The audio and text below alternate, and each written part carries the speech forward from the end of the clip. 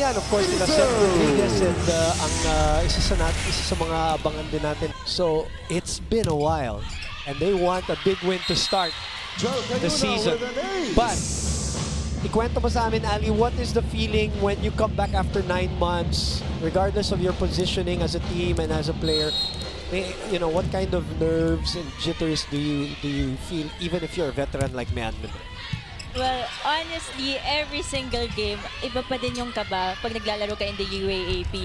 But every first game of the UAAP, it feels like whenever you set your foot inside that court, parang hindi ka nag-training, napaka-light mo, napakagaan mo. And when you spike the ball, it's like, oh, I can really do this. Parang you can really question yourself na kaya mo pala, parang hindi ka talaga pagod. So to show their talents in this game. Tatlong serve para sa Eliza. You know, I've talked to this girl, Cedric Ginoo, Kyle Negrito, and Kyla Atienza, and I was asking them, how's Coach George as a coach? Sabi ko, saan siya nagpo-focus? So sabi naman nila Kyle. Sa services talaga. Okay. So I guess. Sama from the UE side, Jaime Escalon. Jaime, go ahead. Yes, Boom and Eliza, I'm sure you guys still have a lot of questions regarding the identity of this young UE ladies squad. But one thing is for certain, George right now is really giving it to Mehan Mendres para nawalan sila ng first attack. We'll talk more about that strategy a little later on. First, let's get into this rally. Fernandez, still alive. Asa panig na naman ng FEU. Kayuna, pinili si Villarreal, ang veterano. Delivering the goods for the 6-0 count. Now, you made your service even better than in previous years. Dahil if you can get those free, cheap points, sabi nila, Eliza nga, di ba? That's a great game plan. And if you get free balls from the other side, it's easier to set up your play. It's easier to get points also. Finally, UE has had 3 wins in a season. So, sometimes we tend to judge teams from their record as Mehan Mendres gets another point. But to put into context itong nangyari. Captain is in service now. Said earlier, the Pambansang Ebon is back, and you know, Laika seems to have that positive energy. Recover itong UE, Maris, dahil medyo nagsisettle down na sila ng bagya dito as Agudo flies and puts it away. You mentioned something about Agudo. To us going on the air, Eliza, anong napansin mo? She really lost a lot of weight. I mean, not in a bad way, but now she's more fit. Right. And I think it helps her jump, like she jumps more, higher and Nilutan better. no? Yes. Tama. Of course, 2 wins in the season. Coach Rod Roque, the interim coach for a while, as you remember, Eliza gave them a back-to-back win. Diba? That's the first time also in a long time that they had that. Ball is back with UE. Nakailalim sa bola o may touch ba? Attack goes out. Point goes to the Lady Tamaraos. It's touch anyway there. Agudo sa gitna.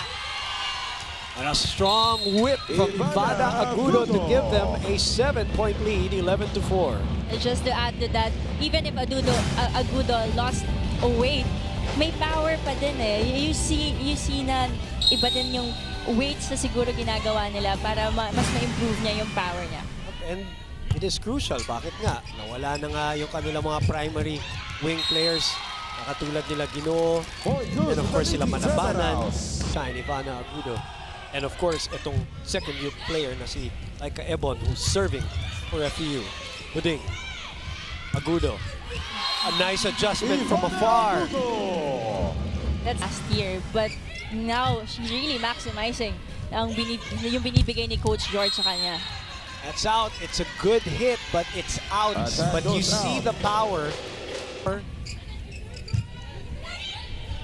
Izon sa gitna. The pickup. Set it up. FEU's turn here. 14-4 is the score. Karangdang naman. Sometimes boils down also to how good your coach is and how he maximizes, di ba? So Coach George Pascua is no newbie. I was talking to Kyle Negrito a while ago. She was telling me Coach George parang is It's coaching a for a net very touch on long the time. Lady So Red alam niya na Warriors. kung ano yung strength and weaknesses ng isang player. Ebon has put on some weight, some muscle there. You mentioned already Agudo and pati sila Karandang seem to have trimmed down. So that's a good sign, physically at least. And they seem to have the same body build. On conditioning. Faulty reception by Fernandez, so the point will go for UE. 2 straight points. Like I said, UE and the 3 wins that they had under Coach Carl Himakulangan. Ebon adjusting, cross court. Chance ball. Ayuna. Karandang. Somebody touched the net. Great anticipation by the blockers of UE. Kaya lang, overzealous. Settled down here. Parang hindi pa sila haven't gotten any kind of rhythm yet. See the jump. Janica. Lana. Lana. And you can see that she hit the ball whenever she jumps. First time we saw her was with the Iliga Lady Oragons back then, 2016 if I'm not mistaken. She was only, what, 15 years old around that time. And that's also the difference between now and back in the day as we see this rally. Longest of the match so far. Up. Andres went off speed and gets the point. The difference also, sometimes some of these players have some sort of semi-pro experience and then they come to the UAP. May mga ganun, ano? Pero magandang mga experiences yun. Pero iba pa rin talaga yung pagdating sa UAAP. Different dynamic. And we all know that all the... Oh, 2-game winning streak a couple of years back. You know, UE has only won 15 games, Ali, in the last decade. 15 games in the last decade. That's their record. In 140 games, they've won 15 the last 10 years. 3 last year. So, nowhere to go but up ito eh. I mean...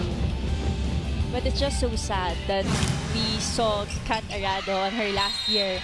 Last year, season 81, also Judith Abil and Bendong, who played the runs for UE Lady Warriors, will hopefully give pride and honor to their team. And another service ace as the replacement for the former 2-time best libero and best digger, Kat Arado. Mentres, cross court, Kayuna. Another great set, this time to the vet, Net Villarreal. Everything is working so well for FEU, even their floor defense. Nahatid nila exactly sa setter, so nakaka-set up pa sila ng quick plays. Will probably love the fact that everybody underestimates his team every year. But they've always been, they've always been in the mix. For this beach volleyball standout. And they go to her right away. And does she score? No. But she gets the opportunity right away. Nabitin ng konti si Villarreal. Napaganda pa yata. With a new look. Jel Cayuna. 24-8. Rejected at the net. Andres will give a free rainbow ball to FEU. Sa gitna pumunta, Villarreal. Quezon. Another chance. Quezon sa likod. Lana, that will be out. And a tough start for the UE Lady Red Warriors as they are not able to get into double digits here. In the meantime, a dream start para kay Coach George Pascua. 25-9. Starting first set, Eliza. Here at the Ball of Asia Arena, and a set brought to you by Gatorade. You play, we fuel. We'll take a break. Second set when we come back.